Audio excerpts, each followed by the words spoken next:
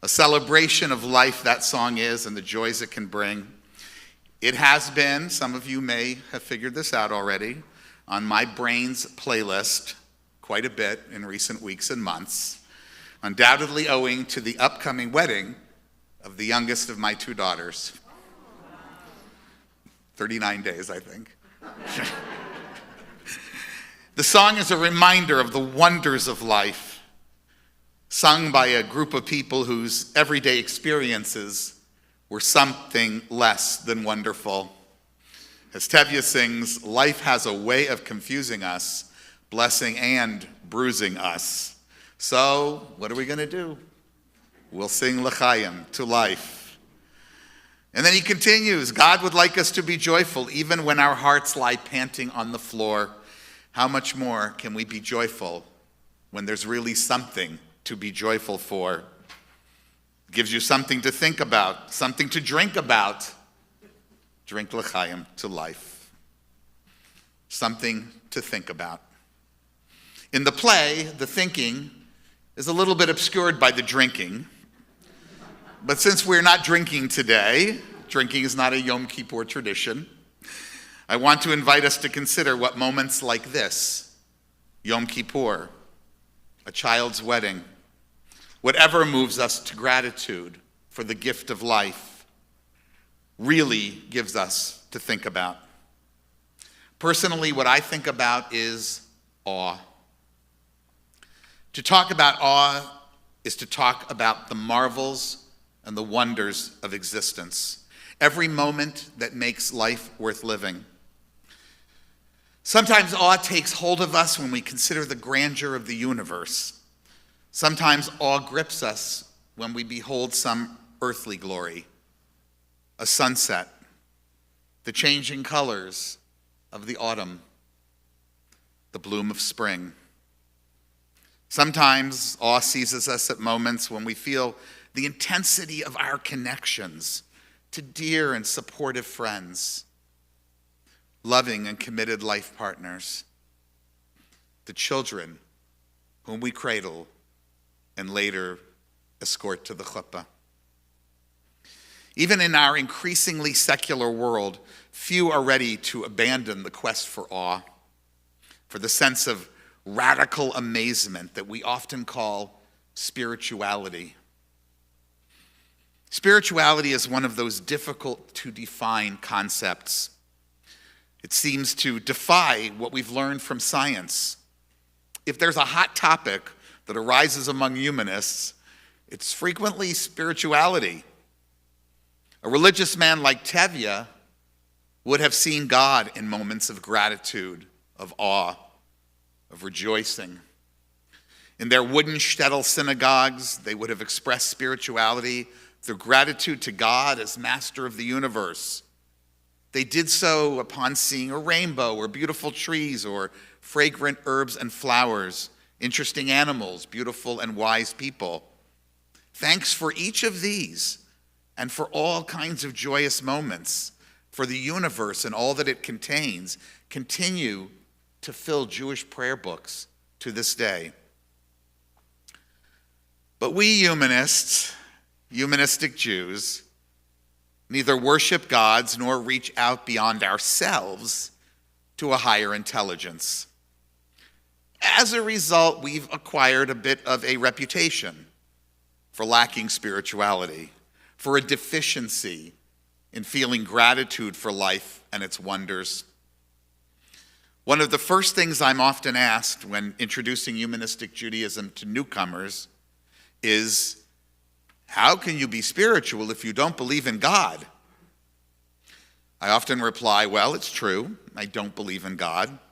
And so, of course, by extension, I don't believe in the supernatural, I don't believe in the spirit world, but a belief in otherworldly sources of amazement is unnecessary to spirituality because awe is entirely human, the product of the human spirit. The spirit of love, of attachment, of connectedness, of wonder lives, we say metaphorically, in our hearts. But in actuality, it's all in our brains. As I was in the middle of preparing this message, I came across a wonderful piece in the Washington Post. Some of you also sent copies to me. It was entitled, "Why It Is Awesome That Your Brain Can Experience Awe." The writer, Dr. Richard Sima, a neuroscientist and now science journalist, began the piece by recalling his experience of holding a human brain in his hand. He was struck by the feelings he underwent. Giddiness, a slight lightheadedness, the catching of his breath. Here he thought was a person, their thoughts, feelings, hopes, fears and dreams, a whole life embodied in its folds and creases. He wondered what this feeling was, and ultimately he named it awe. Back in 2008, we humanists received a great gift in the form of a book by Ron Aronson, my friend, our teacher, a member of our community here at CHJ. The book is called Living Without God: New Directions for Atheists, Agnostics, Secularists, and the Undecided. It was the very first book I purchased right here on my very first visit to Birmingham Temple that thoroughly addressed my own questions about spirituality for those living without God. Within a year of reading it, I became a humanistic rabbi. In this marvelous and far-ranging book, one of the topics that Ron tackles is about how humanists express gratitude. He identifies the obstacles presented to us by both language and tradition, the near monopoly in some cultures, including ours, of God-centric expressions of gratitude, the virtual absence of such expressions in secular culture. Hundreds of years after the beginning of modern science, Ron writes, seeing the world's disenchantment, it is still appealing to express the natural and to experience the natural and the human as expressing intentions of a higher being when we seek to propitiate and influence. Reflecting upon a hike he took through some nearby woods, he writes, thanking God out here on the trail would tie together everything I see and experience, direct me toward its ostensible source, and give me a personal relationship with that being. It would unite my feelings of pleasure with my understanding and fill me with a sense of gratitude that could point toward my life's meaning and its purpose. But living without God, of course, rules out, he says, this sense of enchantment and its responses and rituals of gratitude. And yet, offering hope, he reminds us that we can sensitize ourselves to the vast, yes, impersonal forces and the processes that make us possible, because we need not be grateful to any being for our place in nature, even though we are grateful for it. This, of course, is a central mission of Humanistic Judaism, the reason I wanted to talk about this very human superpower of experiencing awe. While I was preparing this presentation, I spoke to Ron about some of his ideas. I was particularly interested in exploring what he meant by the world's disenchantment.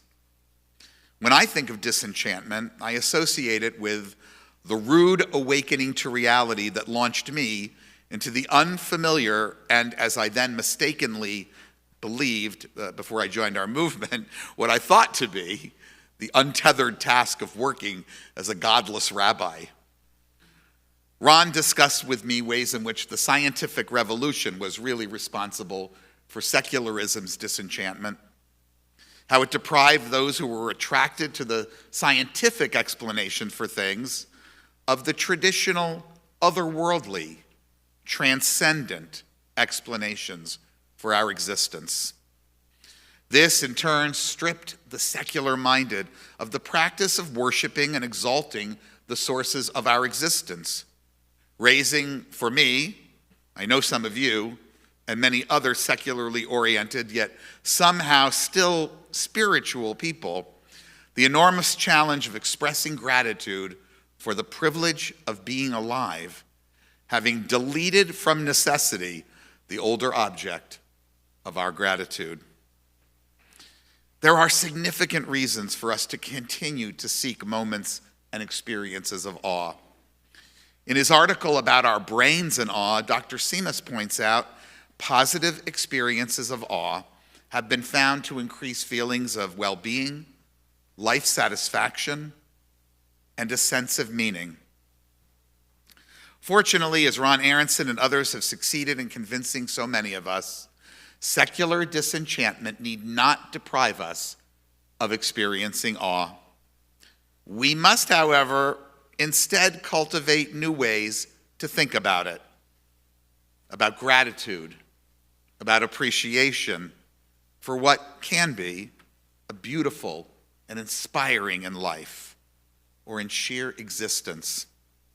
We must pursue new paths to what many of us call spirituality, paths that require no beliefs in the spirit world or other enchantments, that can convert complicated discoveries of cold, hard science into the kinds of beautiful prose or poetry, even rituals, that can awaken us to the enchantments of reality.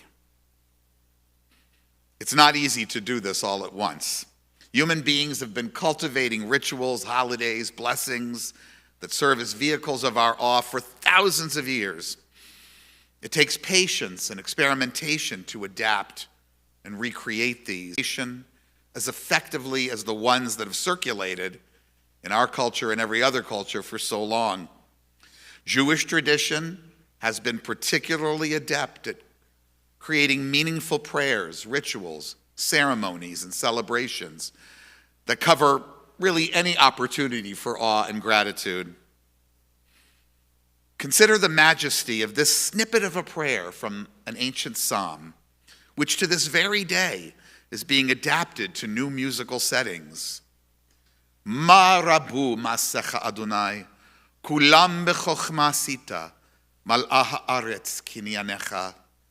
How numerous are your works, O Lord. In wisdom you formed them all, filling the earth with your creatures. It's hard to beat poetry like that, which has come down to us through the ages. It's a work of both art and of longevity, a prayer that expresses ancient Jewish amazement at just how well life is suited to our earth. Who, if not God, could make such a universe? Even to us, the world looks that way. But this is only because the world that we experience seems to have been created especially for the life that inhabits it, not because this is true. If we wish to be truthful when we express awe, we must admit that this psalm is not. The truth is that we were made for the world, not the other way around. And by made for the world, I mean that every life form on this planet emerged through the mindless course of biological evolution, a completely unguided process by which different kinds of living organisms developed and diversified from earlier forms, very, very slowly, in geologically long periods of time, only if and only when small random mutations in their genetic makeup provided them with some small but sufficient survival advantage. That doesn't fit very well in a tune. We can easily appreciate how those who preceded Charles Darwin fervently embraced the illusions that in wisdom life was formed, the whole world filled with intentionally created and formed creatures. But believing in a thing does not make it true. Personally, if I were searching for a more truthful, yet still inspiring way to express my awe at the blossoming of life on our planet, I would today prefer the closing words of the book that changed everything we know about how life developed, On the Origins of Species by Charles Darwin himself. At the very end of his book, as he summed up his earth-shattering opus, Darwin writes this: "There is grandeur in this view of life, with its several powers, having been originally breathed into a few forms or into one, and that whilst this planet has gone cycling on according to the fixed law of gravity, from so simple a beginning, endless forms, most beautiful and most wonderful, have been and are being evolved." The eminent evolutionary biologist Richard Dawkins, well known for his unabashed atheism, has nevertheless produced some quite brilliant expressions of awe and wonder. In his 2000 book, Unweaving the Rainbow, Science, Delusion, and the Appetite for Wonder, he provides a marvelous and marvelously true insight into our existence as individuals on this planet, writing this: "We are going to die, and that makes us the lucky ones. Most people are never going to die because they are never going to be born. The potential people who could have been here in my place, but who will in fact never see the light of day, outnumber the sand grains of Arabia. Certainly those unborn ghosts include greater poets than Keats, scientists greater than Newton. We know this because the set of possible people allowed by our DNA so massively exceeds the set of actual people. In the teeth of these stupefying odds, it is you and I, in our ordinariness, that are here." His words are as far from a praise to God as possible. The process he is describing is unguided, even chaotic, and yet somehow Dawkins manages to express heartfelt gratitude for life, in spite of, perhaps because of, the fact that our species is the result of mindless evolution, and that our individual existence is the result of mere chance, the throwing of some dice. Dawkins' sense of awe is scientifically true, aroused by the tremendous unlikelihood that any of us should be here at all.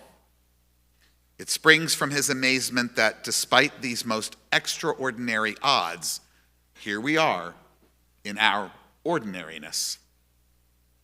One of the ideas implicit in Dawkins' writing here is that of contingency, the accidental nature of the reality we experience. Contingency has been a topic of many a time-traveling science fiction story, those of the let's go back in time and kill Hitler in the crib variety. Alternative histories, they call them. The late Stephen Jay Gould, a paleontologist and evolutionary biologist, addressed this in his marvelous book called Wonderful Life, where he famously noted that if we were to play the tape of history over again, we would absolutely get a different result. Gould wrote, "To argue that history is contingent is to claim that every historical outcome depends upon a number of prior conditions, that each of these prior conditions depends in turn upon still other conditions, and so on. The core insight of contingency is that the world is a marvelously interconnected place. Change a single prior condition, and any historical outcome," he writes, "could have turned out differently. Lee could have won at Gettysburg. Gore might have won in Florida. China might have inaugurated the world's first industrial revolution." What I love about Gould's teaching here, and it is very similar to Dawkins in many ways, is the manner in which it underscores one way in which our world really is a magnificently interconnected place. Dawkins and Gould, two of the most respected evolutionary biologists of our time, provide us with a framework of awe for awe in the absence of intelligent design, in the absence of transcendent enchantment. As Richard Dawkins said, in this very room in which we are sitting, the truth is more magical in the best and most exciting sense of the word than any myth or made-up mystery or miracle. Science has its own magic, the magic of reality.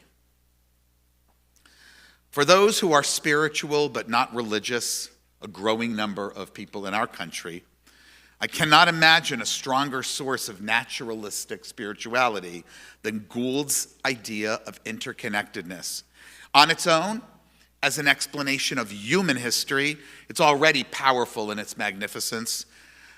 But when we add to this the reality that almost every single life form on Earth is the product of a single molecule, DNA of course, the reality of our interconnectedness generates, at least for me, an even more powerful experience of awe. And it doesn't stop there. Our interconnectedness is a feature of the entire known universe. The raw atoms that make up every single observable phenomenon are all interconnected. They share a single source, not God, but an event, the Big Bang, which just on Sunday we illustrated to our Spinoza education program participants in our backyard. That Big Bang that produced the first two elements, hydrogen and helium. Consider this quote by a prominent astronomer explaining what came next. The cosmos was originally all hydrogen and helium. Heavier elements were made in red giants and supernovas, blown off to space, where they were available for subsequent generations of stars and planets. Our sun is a third generation star, most likely. Except for hydrogen and helium, every atom in the sun and the earth was synthesized in other stars. The silicon in the rocks, the oxygen in the air, the carbon in our DNA, the gold in our banks, the uranium in our arsenals, were all made thousands of light years away, billions of years ago. Our planet, our society, we ourselves are made of star stuff. I bet I don't have to tell most of you that what I just read was the work of the late Dr. Carl Sagan, named in 2015 as a humanistic Jewish role model by our Society for Humanistic Judaism. Carl Sagan helped many of us, secular and humanistic Jews like himself, and secular and humanistically minded people from every walk of life, learn how to put our amazement into words of truth. Sagan himself was a gift to humanists in search of awe.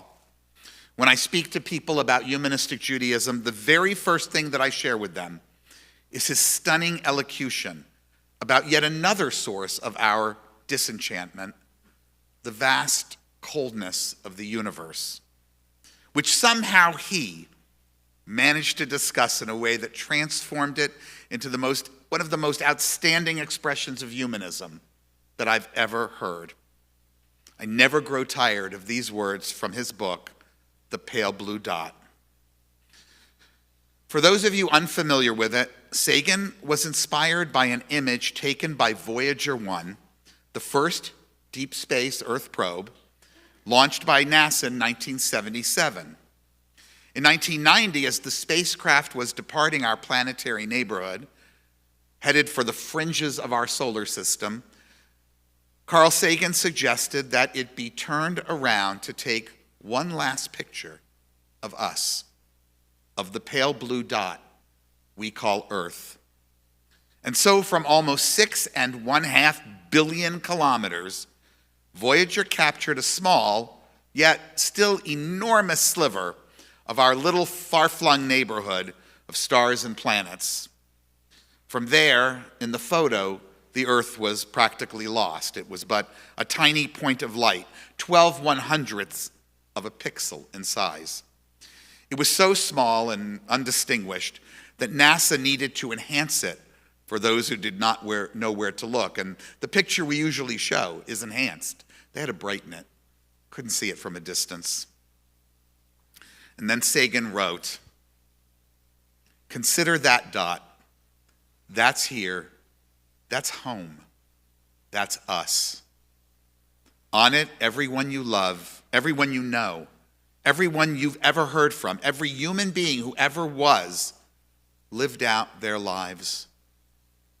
The aggregate of our joy and suffering, thousands of confident religions, ideologies, and economic doctrines, every hunter and forager, every hero and coward, every creator and destroyer of civilization, every king and peasant, every young couple in love, every mother and father, hopeful child, inventor and explorer, every teacher of morals, every corrupt politician, every superstar and supreme leader, every saint and every sinner in the history of our species live there, here, on a mote of dust suspended in a sunbeam. The earth," he wrote, "is a very small stage in a vast cosmic arena. Think of the rivers of blood spilled by all those generals and emperors so that in glory and triumph they could become the momentary masters of a fraction of a dot. Think of the endless cruelties visited by the inhabitants of one corner of this pixel on the scarcely distinguishable inhabitants of some other corner. How frequent their misunderstandings, how eager they are to kill one another, how fervent their hatreds. Our posturings, our imagined self-importance, the delusion that we have some privileged place in the universe are challenged by this pale point of light. Our planet is a lonely speck in the great enveloping cosmic dark. In our obscurity, in all this vastness, there is no hint that help will come from elsewhere to save us from ourselves." And he concludes this by writing, "There is perhaps no better demonstration of the folly of human conceits than this distant image of our tiny world. To me, it underscores our responsibility to deal more kindly with one another and to preserve and cherish the blue dot, the only home we've ever known." I read this whole section to you because, to me, this is what radical awe and amazement looked like to us humanists. It recognizes our factual unimportance to the universe, while simultaneously reminding us how important we can be to one another, how much we need each other. And as our ancestors did with their imaginative flights of fancy, Sagan draws these moral conclusions that I believe are that much more urgent because they do reflect the reality of our existence, of our universe, of where we are, where we stand inside of it. And then he concludes with what that says about our lives and responsibilities. He emphasizes elsewhere in the book, the significance of our lives and our fragile planet is determined only by our wisdom and courage. We are the custodians of life's meaning. We long for a parent to care for us, to forgive us our errors, to save us from our childish mistakes. Isn't that so much of what the traditional liturgy of Yom Kippur teaches wrongly? Because what Sagan points out is that knowledge is preferable to ignorance. Better by far to embrace the hard truth than a reassuring fable. If we crave some cosmic purpose, then let us find for ourselves a worthy goal. Awe is a small thing that encompasses, a small word that encompasses many things. Connections to family and to others through love, responsibility, and commitment. Amazement at the wonders of life and its transitions as we actively experience the passing of the torches of our lives, l'dor vador, from generation to generation. Awe is the drama of our planet, from the grandeur of its landscapes to the spectacles of its climate, to its diverse and spectacular life forms. And it is the vastness of the universe, the incalculable distances, the ever-unfolding quest to better understand it, the searches it inspires for other life. I have spent a lifetime exploring the literature and rituals of awe, and I have concluded that, as you probably can tell, there are few modern thinkers who have ever tied all of these objects of awe together with both the skill of the ancient poets and the commitment to reality of those who wield the microscope and telescope than Dr. Carl Sagan. I think it's clear my admiration for him, lost to us too young, is unabashed. He told the truth about our cosmic insignificance and made the case for a humanistic morality by reminding us that it is not in spite of our insignificance that when measured against the vastness of the universe we still matter, but because of it. So let's leave this Yom Kippur, the last of the days of awe, with one last thought from Dr. Sagan, who reminded us too of this. For small creatures such as we, the vastness is bearable only through love. If awe can lead us to love, it is perhaps our very most extraordinary human superpower. Thank you for allowing me the time to share these thoughts with you. And this holiday, a reminder that we will gather at 2 o'clock for our Niskor, our We Will Remember service. Please turn to page 23. We'll conclude with this beautiful poem by Siegfried Sassoon, and then on page 26, Salam Shalom. Everyone suddenly burst out singing, and I was filled with such delight as prisoned birds must find in freedom, winging wildly across the white orchards and dark green fields, on and out of sight. Everyone's voice was suddenly lifted, and beauty came like the setting sun. My heart was shaken with tears, and horror drifted away. Oh, but everyone was a bird, and the song was wordless. The singing will never be done. Why don't we stand for our last song?